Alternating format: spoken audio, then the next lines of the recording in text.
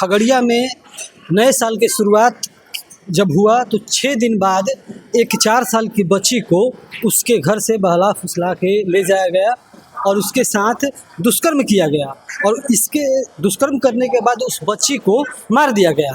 एक तरफ जो नीतीश कुमार वर्षों से मुख्यमंत्री बिहार में बने हुए हैं और बताते हैं कि यहाँ सुशासन की सरकार है, जीरो टॉलरेंस की सरकार है और उन्हीं के राज्य में इस तरह की घटनाएं रोज आ रही है। देखिए, नीतीश कुमार जी पहले भी मैंने बोला था कि उस स्थिति में नहीं है जो संज्ञान लेने की स्थिति में हो। एक समय में वो बहुत स्ट्रिक्ट थे वास्तव में और हमेशा कहते थे कि मैं 3C से कॉम्प्रोमाइज़ नहीं करूँगा, मतलब करप्शन से नहीं करूँगा, कम्युनलिज्म से नहीं करूँगा और क्राइम से नहीं करूँगा। तो ये सारी चीज़ों से वो कॉम्प्रोमाइज़ करने लगे हैं। तो नीतीश जी की जो यूएसपी थी यही थी, तो ये यूएसपी को ही उन्होंने जो छोड़ दिया। तो नीतीश कुमार जी वो रहे ही नहीं। इसीलिए नीतीश कुमार जी से संबंधित अगर कोई भी प्रश्न होगा तो वो उनको ध्यान में रख कर के बात करना बेईमानी है, क्योंकि नीतीश कुमार जी वो रहे ही नहीं।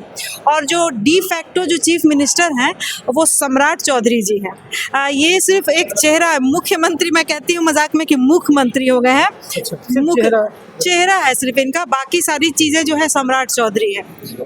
और नीतीश कुमार अनफॉर्चुनेटली, क्योंकि एक समय में मैं भी नीतीश जी की एडमायरर थी।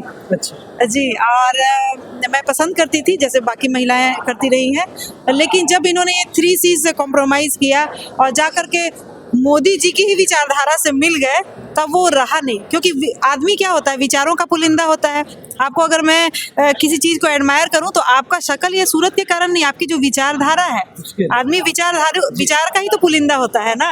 तो आप विचार के कारण व्यक्ति को पसंद करते हैं, आइडियोलॉजी के कारण किसी सर्टेन पार्टी से जुड़ते हैं या पसंद करते हैं, व्यक्ति विशेष के कारण ही नहीं।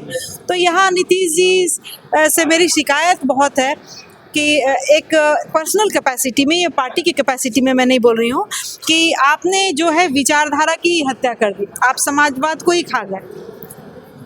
अच्छा, तेजस्वी यादव जब 40 दिन बाद बिहार लौटते हैं और मीडिया के सामने आते हैं तो वो बताते हैं कि अभी हम 100 दिन बाद बोलेंगे और बिहार एनडीए सरकार का जो मैनिफेस्टो था, जो भी मैनिफेस्टो था उसके जिसमें नौकरी की करोड़ों नौकरी देने की बात कही गई थी, 2 लाख महिलाओं को देने की बात कही गई थी, फैक्ट्रियां लगाने की बात कही गई थी। तो ये तेजस्वी यादव नेता प्रतिपक्ष 100 दिन बाद क्यों करेंगे, अभी क्यों नहीं?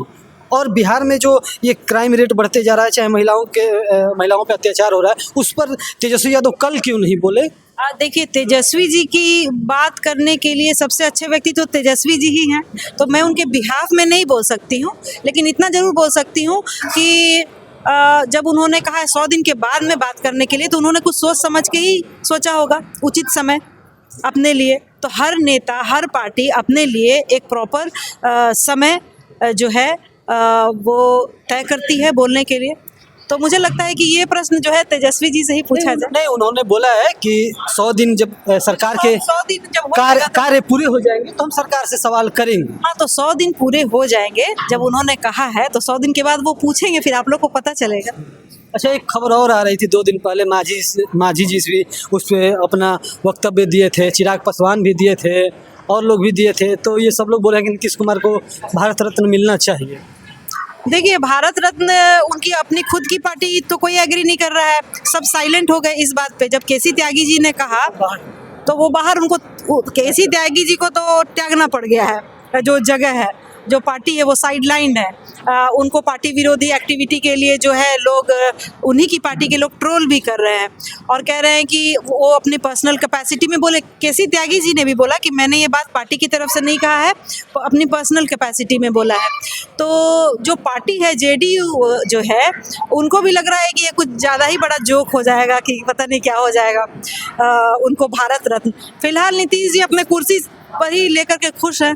चिराग पासवान से लेकर मांझी सब लोग लगे हैं नीतीश कुमार को भारत रत्न दिलवाने में, क्या कारण हो सकता है? देखिए, सबको नीतीश कुमार जी को एक बच्चे के जैसा ट्रीट करने लग गए हैं सब। मुझे लगता है कि नहीं होता है कि बस सबको उनकी ईगो की मालिश करनी है, खुश करना है और बदले में कुछ जो है उनको मिल जाए। लेकिन आप और हम सबको ही जानते हैं कि नीतीश कुमार जी वो रहे नहीं। अगर वो वही रहते तो बिल्कुल उनको भारत रत्न वो डिजर्व करते थे, लेकिन चूंकि उन्होंने मैं जो विचारधारा से समझौता किया, और मैं अगर पर्सनल कैपेसिटी में फिर बोल रही हूँ कि जो मोदी जी जो है, मैं उनको उतना भी बुरा उस सेंस में नहीं मानूंगी कि जो भी आइडियोलॉजी है वो डीवीसी पॉलिटिक्स है उनका, या समाज के फैब्रिक को ख़राब करते हैं, इक्वलिटी में विश्वास नहीं करते हैं, ट्रांसपेरेंट नहीं है, तो ये सब चीज़ उनका दिखता है, साफ साफ है। तो वो क्या हुआ कि वो जो आदमी हिपोक्रेट नहीं हुआ, लेकिन जो नीतीश कुमार जी हैं उनसे मेरी ज़्यादा शिकायत है कि वो जैसे जो हैं, जिस चीज़ की बात की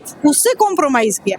अब नरेंद्र मोदी जी ने कॉम्प्रोमाइज़ किया थोड़ी, वो तो शुरू से उनका स्टैंड ही यही है, हिंदू मुस्लिम सोशल फैब्रिक को ख़राब करना उनका स्टैंड है, तो अपने स्टैंड पे कायम है, राम राम करना, श्री राम करना, हनुमान करना, तो ये उनका स्टैंड है।